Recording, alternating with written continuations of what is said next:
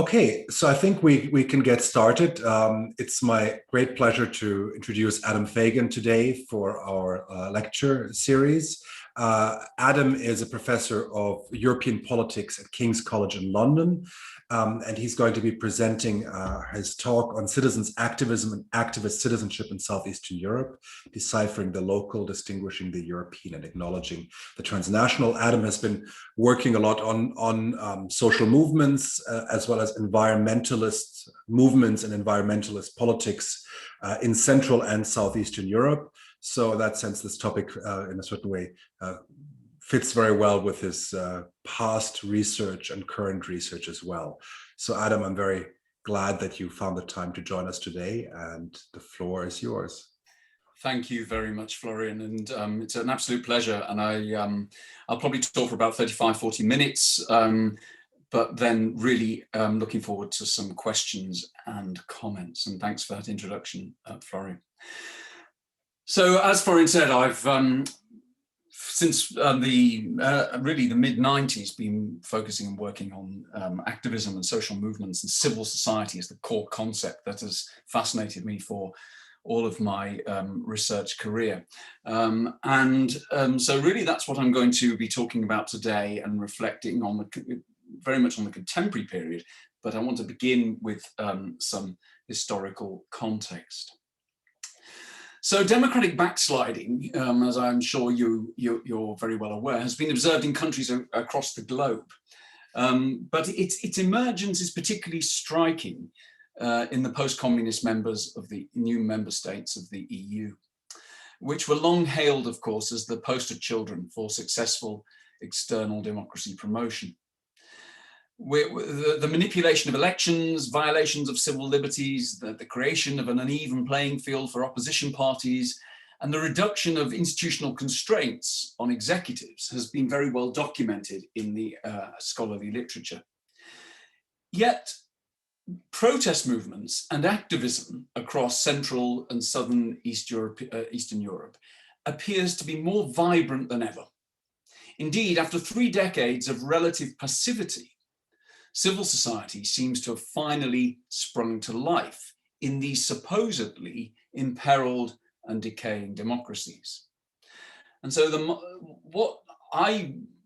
my sort of core research question, and hopefully want to address with you today, is how to explain this apparent new wave of activism. Is it a delayed product of democratization, Europeanization? Does it reflect a sort of transnationalism or global activism or pan-European activism? Or is there something very specific, a kind of localism, an essentialism that we need to better understand? So if we go back now, if you do a Google image search and you put in 1989 revolutions or 1989 Eastern Europe, the dominant image that emerges is of activism, of crowds of people, often knocking down the Berlin Wall, but just really a throng of people. And in many respects, this is a very misleading image, insofar as the crowd played a rather ephemeral role in the collapse of communism in 1989, but also, these were authoritarian states that suppressed all forms of activism that was not controlled by the party. So yes, the crowd did emerge in the autumn of 1989 and did play a role, but actually the collapse of communism took place elsewhere. It was a process that had been happened quite rapidly, but it was about the decaying power of the communist parties. Václav Havel, the first post-communist president, dissident, post-communist president of what was then Czechoslovakia, in his book from the late 1980s, Power of the Powerless, described late communist systems as being a parallel polis, or having a parallel polis. And the activism, the dissidents were occupying a sort of separate and clandestine sphere of political activism that existed in parallel to the party-controlled, depoliticized realm of formal politics. Now, why do I mention that? I mention that because I think it's a very important point that there was activism in late communism, but there wasn't liberal civil society. Obviously, there wasn't even the sort of, I would say, the emergence of a sort of embryonic civil society. I say that now, and you might think in a few moments I'm going to contradict myself, but liberal civil society absolutely had to be built. And it needed to be built very quickly because it's so essential for any kind of liberal democratic system. One of the most significant books, I think, on this period, and in fact, a book that I really recommend you read if you get the chance, is Ralph Dahrendorf's 1990 book, and I can put this in the chat and details. It's called Reflections on Revolutions in Europe. And in the book, I tried to find the actual quote, but I couldn't I couldn't lay my hands on it. I was flicking through it last night. But what Dahrendorf is saying is that, you know, he's writing now on a year or so after the revolutions. And he says, you know, these countries will create market economies. It won't be easy, but they'll do it quite quickly in a few weeks, months. They'll lay the foundations of an institutional democracy in a few months, maybe a year or so, and they'll have free elections and there'll be alternation of power.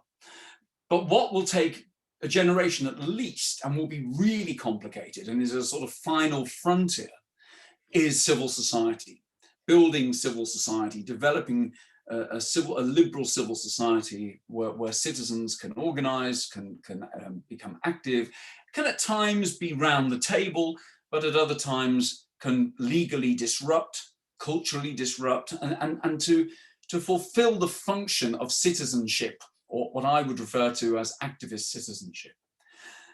So really, Dahrendorf, maybe he was being a bit too optimistic about the political reforms and economic reforms, but I think he was absolutely right about civil society. Now, what underpinned a great deal of the early literature on civil society, activism, and social movements in post-communist Eastern Europe was the notion that civil society did not exist in Eastern Europe and had to be created, but also that collectivization and the maximalist state, communist state that had existed until 1889, had entirely engulfed the private sphere, and that citizens were atomized and engaged only with formal institutions. And in many respects, that was a complete misunderstanding of what these societies were about. In other words, it ignored the fact that communist states were authoritarian, but they were not totalitarian. And in many respects, the more authoritarian the communist regimes became, the greater the dissident activity that was witnessed. But it also ignored the very rich fabric of procurement and survival networks, if you like, that flourished in all of these societies, but particularly in Poland. There's a brilliant book written, a number of books by an absolutely brilliant social anthropologist called Francis Pine, who wrote about Poland from the early 70s right up until the mid 90s. And she talked about this rich fabric. And she talked about the fact that whatever you wanted to do or needed to do to survive communism, and particularly late communism, when the economies were really malfunctioning and there was significant shortage and what have you.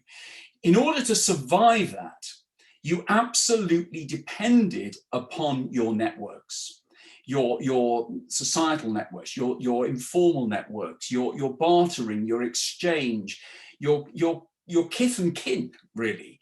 And that this was what Pine argues was the absolute defining feature of communist civil society or communist society. Now, that's not liberal civil society. That isn't citizens expressing agency or political activism or whatever.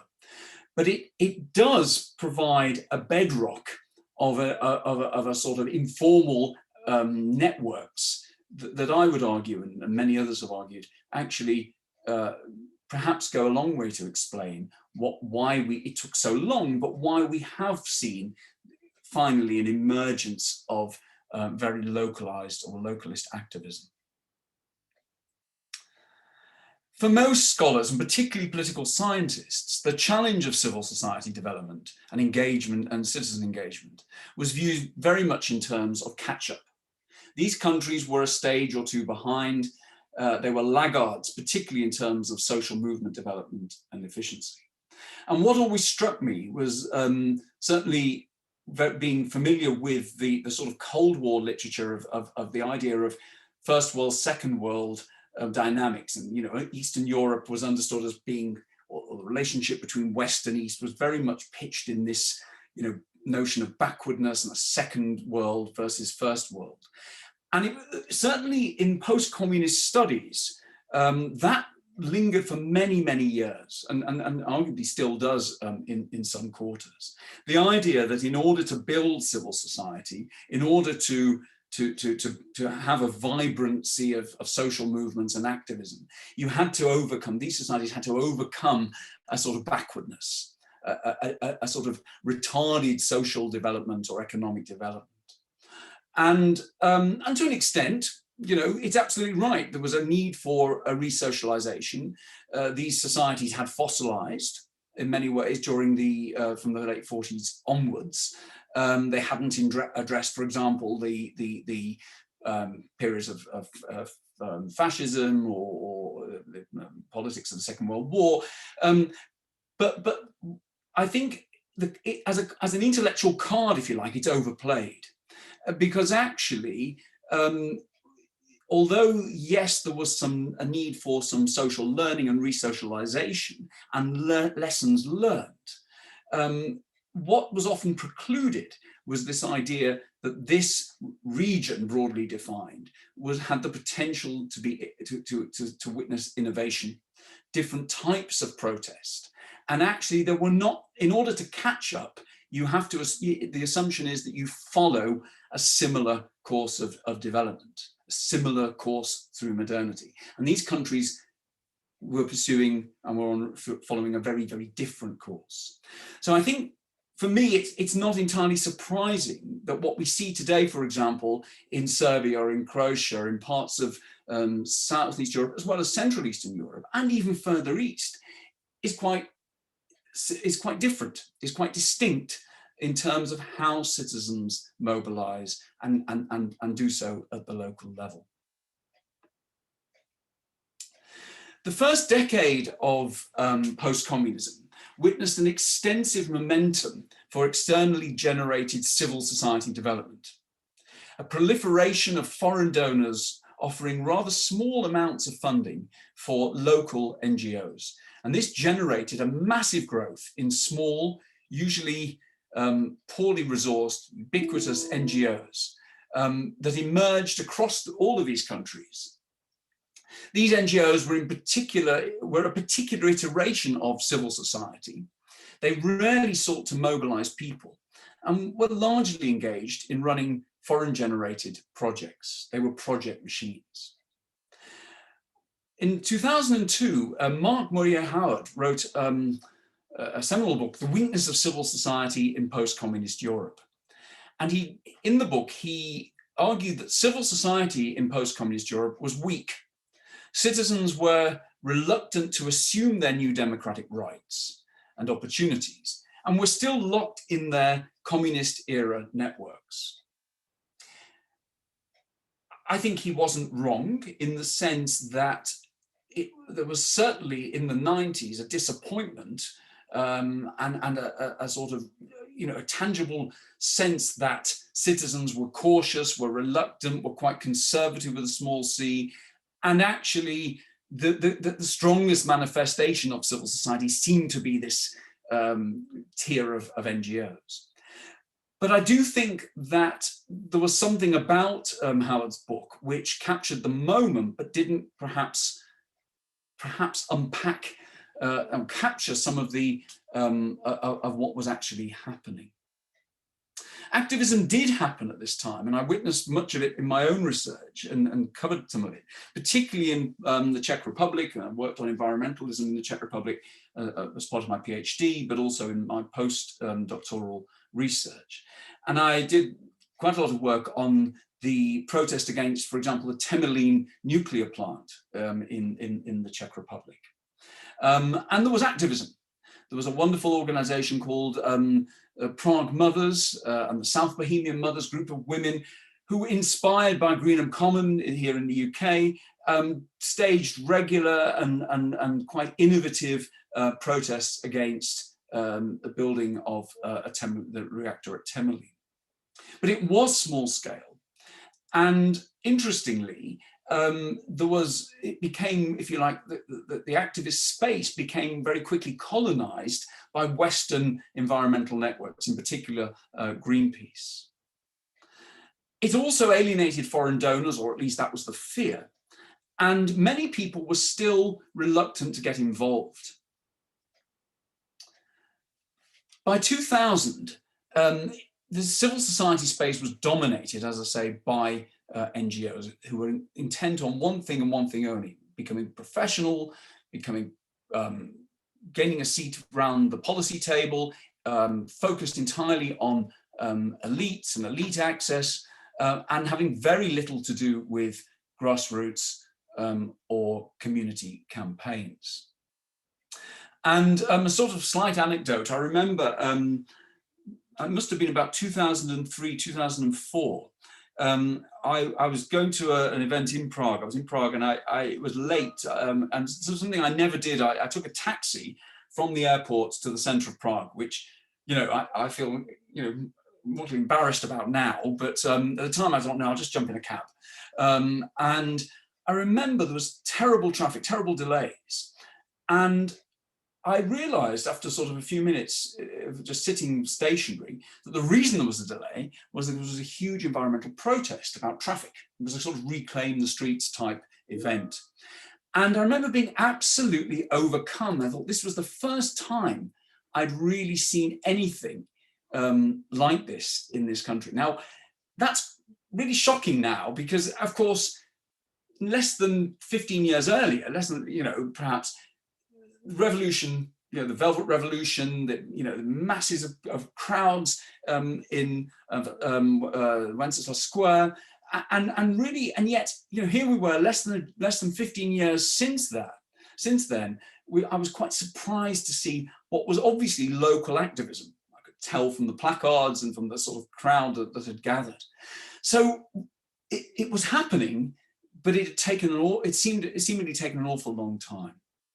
The process of Europeanization, which of course by the early 2000s it was really gaining momentum, led to a surge of NGOs working on environmental policy, human and minority rights, and other sort of compliance-related activities.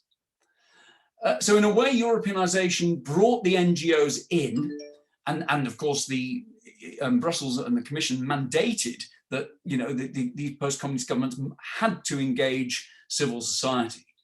And they did that by engaging NGOs. So it was a bit of a tick box exercise. But the NGOs were brought in round the table. They often contributed very little because, in fact, you know, they still had a foot in the late 1980s activist camp, but hadn't done activism for years. But they also had fallen between two stools. They also hadn't really obtained, you know, coherent policy knowledge. The only knowledge they had, or the only expertise they really had, was project management knowledge: how to run a grant, how to bid for a grant, how to fill out an expenses sheet, and all the rest of it.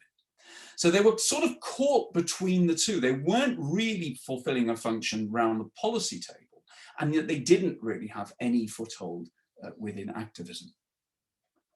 Now, Sveta Petrova and Sidney Tarrow wrote a seminal article in 2007 in Comparative Political Studies called Transactional and Participatory Activism in the Emerging European Polity, the Puzzle of East Central Europe, in which they argued that they differentiated between two types of activism: transactional activism, where activists or social movements, civil society play a role in negotiating and enabling a sort of facilitators of change, and a sort of participatory activism, sort of on the streets, direct action, mobilization.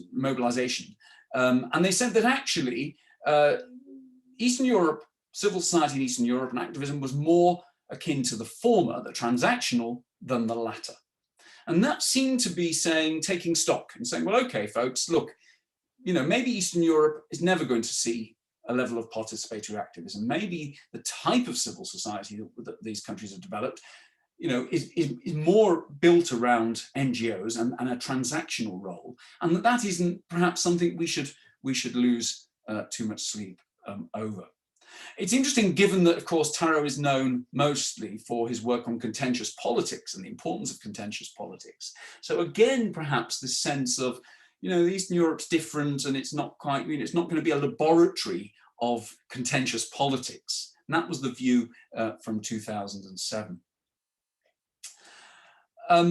But what was happening at that time was very interesting, because NGOization, as Kerstin Jakobsen referred to it and many others, NGOization had sparked a negative reaction both amongst citizens as well as elites. It was a term of abuse. NGOs were seen as unaccountable, shady, mildly corrupt, in some people's views, sort of foreign agents, quite a kind of negative catalogue of criticism.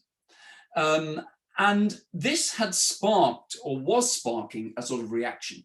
In other words, it was seen as, if you wanted to genuinely be active, you needed to do something at the local level. You needed to do something at the periphery of the NGO sector at best, and separately from NGOs, or rather in periphery at worst, and in the separate at best.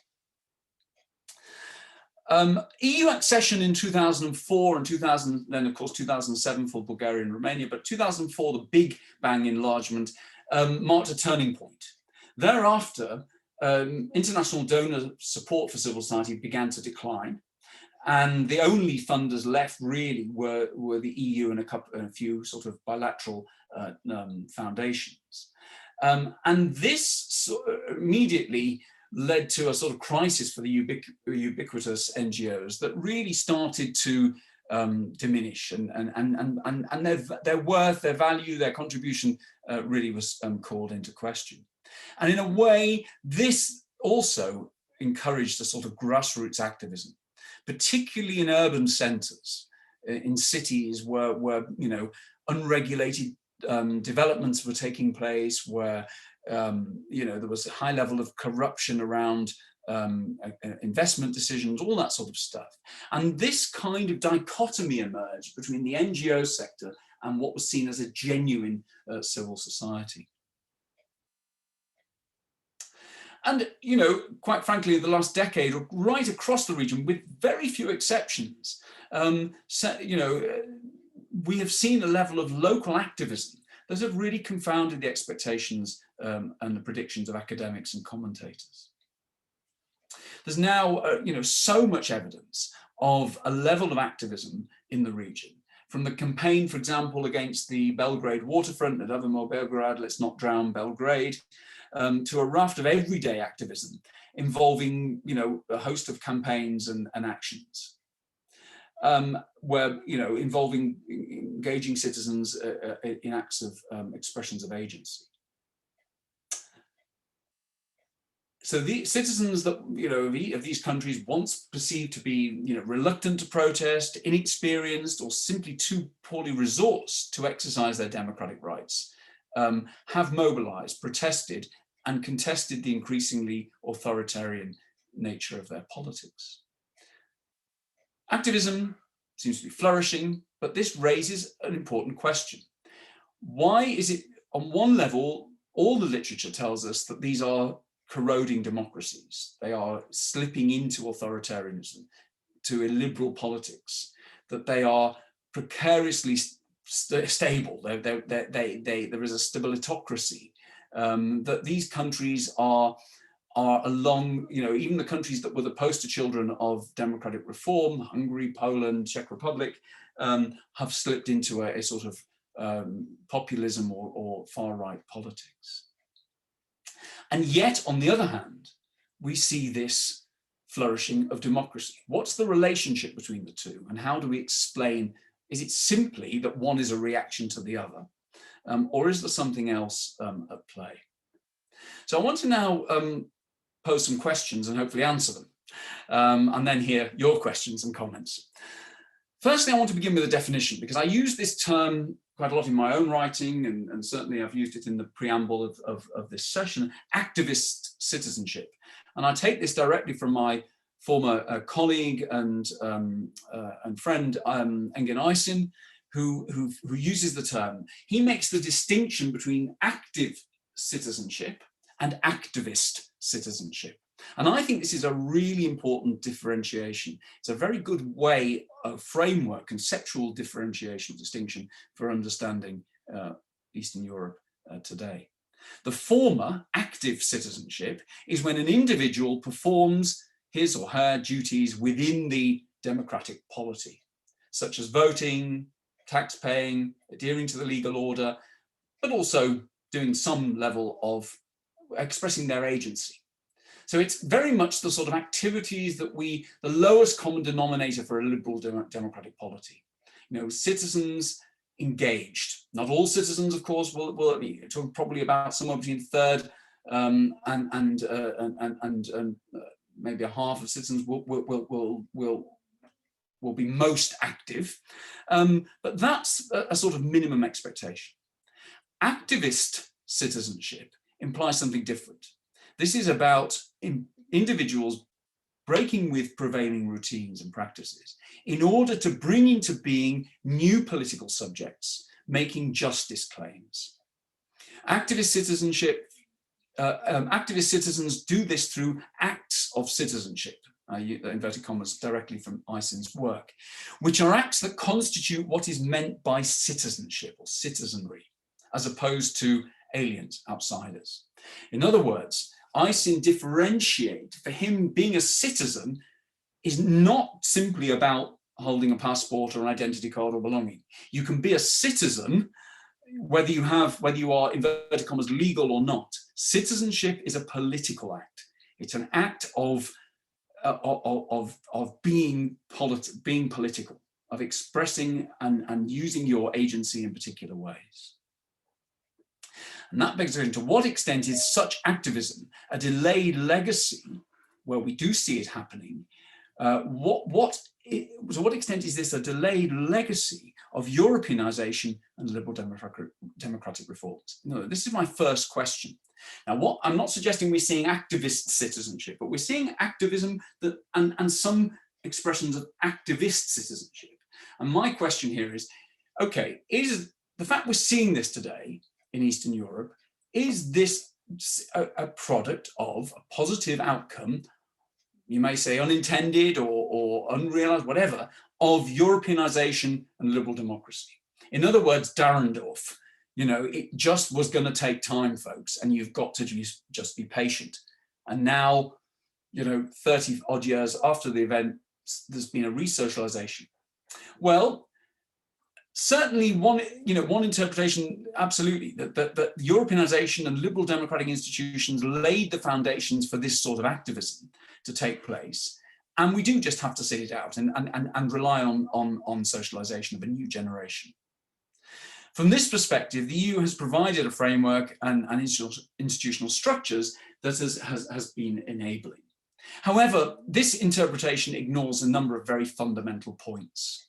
The first being the extent to which there has been democratic backsliding, of course, that these institutions, you know, yes, they're not entirely abandoned, or they haven't been entirely destroyed, but even if they still exist, they have very shallow roots and they are under threat and they are diminished. And therefore the idea of their providing a sort of framework, I think, is a very optimistic view of democratic backsliding. In reality, of course, you know, curtailment of media, curtailment of civil society, interference with the judicial process, unraveling of legal frameworks, protecting minority and human rights, all of these sorts of things really call into question the idea that somehow Europeanization was successful in transforming these societies and laying this foundation for a democratic politics. Secondly, as I've just said, it overstates the transformative power of Europe, but it also fails to grasp the ideological nature of the activism. In other words, it's a very superficial analysis to say, oh, let a million trees flourish. This is actually the coming of age of these societies. What that ignores is the rhetoric, the narrative, the framing. And again, we mustn't overstate this, but a lot of the activism is a reaction to Europeanization, even if it doesn't, even if it isn't overt in that. It is a reaction to a neoliberalism, or a sense of an externally generated set of reforms 30 years earlier that have really bequeathed a whole series of corrupt practices and have paved the way, in many people's view, for the democratic backsliding we're witnessing today. My second question I want now is there something specifically local about the forms of activism, as I've been suggesting, the essentialist idea that what we're seeing in Eastern Europe, activism in Eastern Europe, doesn't look like the activism of parts of Podemos, or it doesn't look like the activism of other parts of Europe or indeed the world. Is there something specific? Is it correct to talk about Eastern European societies giving rise to or witnessing a very particular type of activist politics? Well, I would say absolutely yes. There is definitely a particular localism to this protest that is both a rejection of formal civil society in the form of NGOs, but also a mobilization against the particular type of political economic model, as I've just said. A very strong focus on anti-corruption, on the impact of unregulated development, of weak statehood, of there being little regard for environmental protection or impact, and a genuine anger that the international community, particularly the EU, effectively legitimizes these corrupt, so-called corrupt elites, their actions and behaviors. But there's also something else, and I'm not an anthropologist. I'm a bog standard, boring political scientist, and I wish I was an anthropologist. But I fortunately, I know quite a few.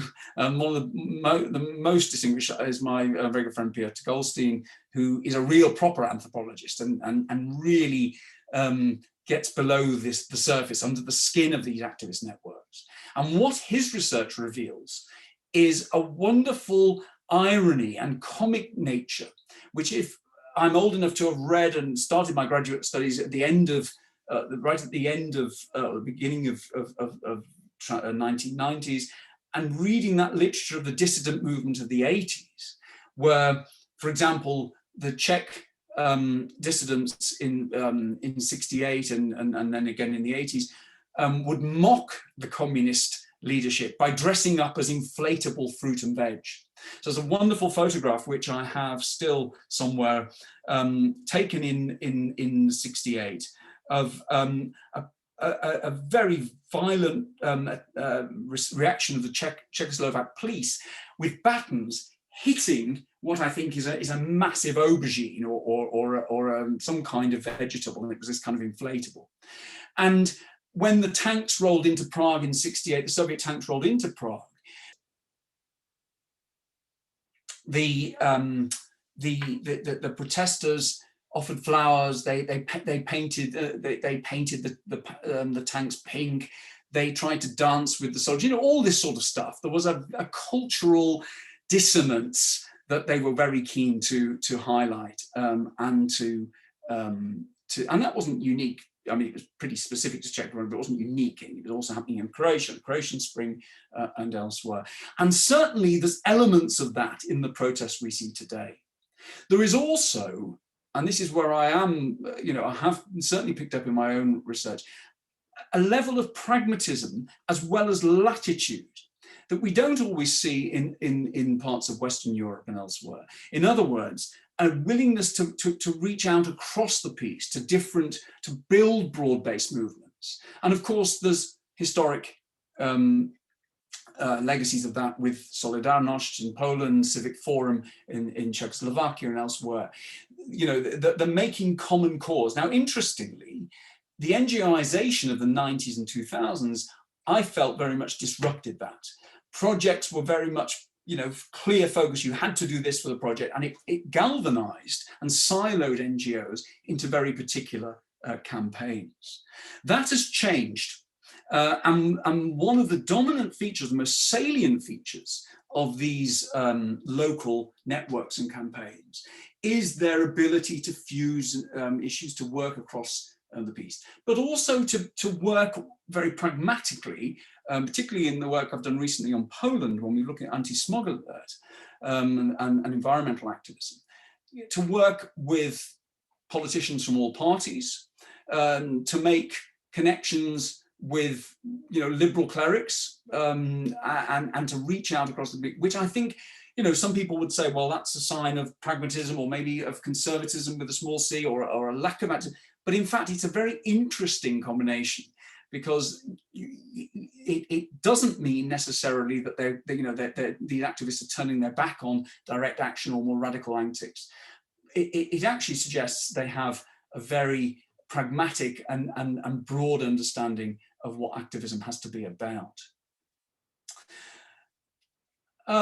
So the third and final question there's another one after this, but the third question I want to pose here is, what does such activism suggest about backsliding, the illiberal term, or indeed stabilitocracy? Now, I said at the beginning or early on in the lecture that one simple explanation of this is that it's simply a reaction. The more closed the societies, the polities of these countries become, the more the civil society space, the activist space becomes constrained, the more the state legislates against citizen activism, or even interest group agency, the more you could argue this provokes a kind of radicalism. And of course, this has been theorized endlessly, going back to Marxism right the way through, and it certainly came to the fore in end of communism, where the citizens were happy to come out in '89 because they felt that there was just the regime offered absolutely no opportunity for any kind of political voice. And that goes back to Havel, of course. So is that the explanation? Is it that simply we're seeing this activism because these societies are corroded democracies, and as the formal space has shriveled and closed, and therefore people are forced out onto the streets? Well, I think that's too simple, quite frankly. There is, I think that even, this is a bit conjecture, but even if there wasn't a kind of democratic backsliding, there hadn't been a backsliding, and that there hadn't been this illiberal turn, I think we would still be seeing and witnessing a sort of citizen voice and a culture of contentious politics, to use Sidney Tara's term. And I think that's not just because people have sort of come of age. I think it's much more structural. I mean, these countries really suffered during the Great Recession. These countries, many of the citizens, the particular model of political economy that they were that was consolidated over 3 decades, meant that when citizens in Western Europe were mobilizing against, inverted commas, austerity, not inverted commas, it was very real austerity, and turned to their East European counterparts to look for, and many East Europeans said, well, we've lived with this. We've lived with the crumbling state, with an absolute cut in state spending and public expenditure on education, healthcare, and all the rest of it. So I think there is definitely, to simply say, well, they're only coming out on the streets because the politics is corroding, I think is a very shallow interpretation. I think it ignores the fact that 3 decades of post-communism has certainly laid many foundations for contentious politics. I'm not suggesting for one moment that there's not been a lot of good things, positive things, but certainly, the whole notion of a Europeanization from externally driven, questions about sovereignty, questions about accountability, questions about the quality of democracy, and also, the conservative nature of many of these societies has definitely propelled people into contentious politics, irrespective of what was happening in the political realm. I think it also calls into question the notion that the regimes of Viktor Orban and Vučić in Serbia are as stable as some commentators suggest they are, and as impervious to challenge and opposition. And what I'm trying to say here, I mean, this is an article I'm writing at the moment with Milada Hudova, and we talk very much about, we're trying to explain this, we're not quite there yet, but we you know, a lot of the literature that talks about democratic backsliding understandably focuses on the elite level, on institutions, because this is where the real dismantling of democracy, the real rot has set in. But actually, if you flip the lens and you look at the lower level, you know, you get this view of activism. Now, whether it's a reaction or the relationship between the two aside for a moment, the idea that you know, that this is the end of politics, and that opposition movements, you know, are not going to emerge and topple these elites eventually, looks very different. It looks much more likely. Now, not to overstate that, but I do think it's very important to this alternative perspective gives us a different view of stabilitocracy or the stability of these regimes. In the same way as when we reflected in the weeks and days and weeks after 1989 revolutions, we thought, why the hell did we think these old communist elites were so strong and had such a grip on power? Because of the crowd, because of something that had been ignited. Now, I'm not saying for one moment that, you know, Nedavimo Beograd involving a few hundred people is going to suddenly become the crowds that topple Vučić by any means. But I think to deny the capacity or the prospect of that, I think we do at our peril. Okay, so now, final point really is this distinguishing the European and the transnational. So NGOs, the NGOization in the 90s and 2000s was nominally about networking. It was justified as being about connecting and linking the East European NGOs that were being created with their Western counterparts. But it was at best a hub and spoke relationship, and at worst a tokenistic and transactional clientelist relationship. In other words, you know, you'd visit NGOs in Eastern Europe, small outfits in capital cities across the region, and they would tell you all the connections they had, all the networks they had, they were affiliated to, and all the links they had. But when you dug a bit more deeply, you realize that these were very superficial, that they were very tokenistic. And actually, they were very much the sort of poor relation of these so-called transnational networks. If they did want to organize a campaign, the most famous wrote about, was most infamous, rather noteworthy, was a big mobilization in 2000 against the global summit that was held in Prague. And the transnational NGOs and activist networks rolled in. They discounted the local activists and NGOs that were trying to stage protests, and they told the Czechs how the Czech activists, you know, to basically step aside and allow the big boys and girls to organize the protest. So I think it was a fake transnationalism that NGOs established. However, the local turn, the grassroots activism, I would argue, actually provides a much more genuine and realistic opportunity and scope for pan-European networks and even a transnationalism.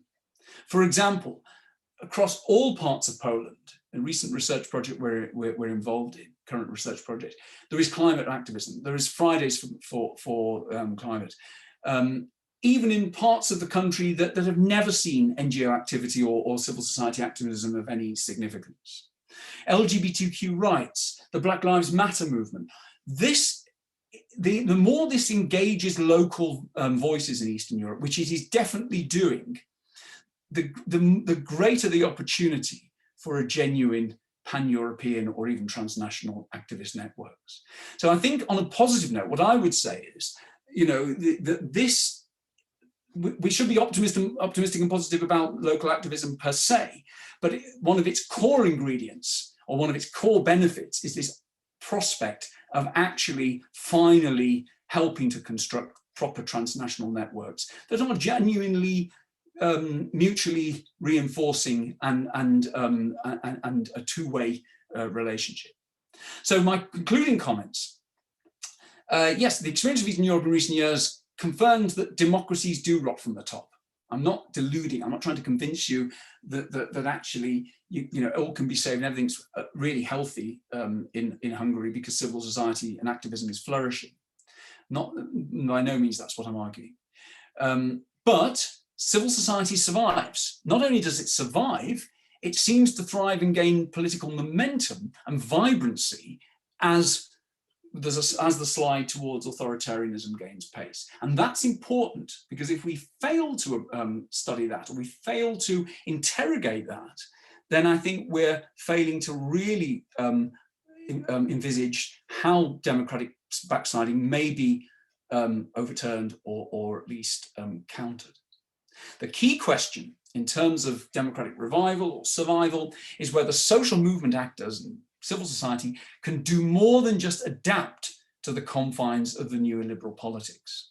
And don't get me wrong, there's a lot of what I would say is quite depressing adaptation. Can they also resist and reach beyond their campaign networks to forge new progressive movements? Well, I would say this depends on two things. Firstly, the strength of their democratic script. The extent to which, even if they are campaigning against a local dam on the Danube or a hydro plant in Serbia or Bosnia or anywhere else, is there a democratic script there? Is there a DNA of democracy? Are they framing their campaign in the right way? And there is evidence that that is certainly happening, but it isn't happening everywhere, and it's certainly not the norm. Secondly, their ability to, and this is a famous quote from environmental politics, to act locally and think globally. In other words, they have to make those connections and they have to do the connecting. So, you need these activist entrepreneurs. You need a very careful cognitive framing of campaigns. And thirdly, to seek, and I've said already there's evidence of this, but it really is important to seek these broader alliances and connections with societal campaigns and issues. Now, I wrote an article with Philip Edges on Nedavimo Belgrade in Let's Not Drown Belgrade waterfront. We wrote it too early, I think. We wrote it we did some research very early on in the campaign, and one of the things we said was, why the hell are these activists not speaking to environmentalists? Because this is building a massive development on the Sava, right? Huge construction, and it's contentious for all sorts of issues, but it's mostly contentious because it's going to affect the waterfront, the water supply. It's not just aesthetics, it's a threat to the natural environment. So reach out. Now, they weren't doing it. 5 years later, they're absolutely not being anything to do with our article whatsoever, but they are doing a lot of that. So there is a real positive, there's a lot of optimism, positive evidence of that reaching out.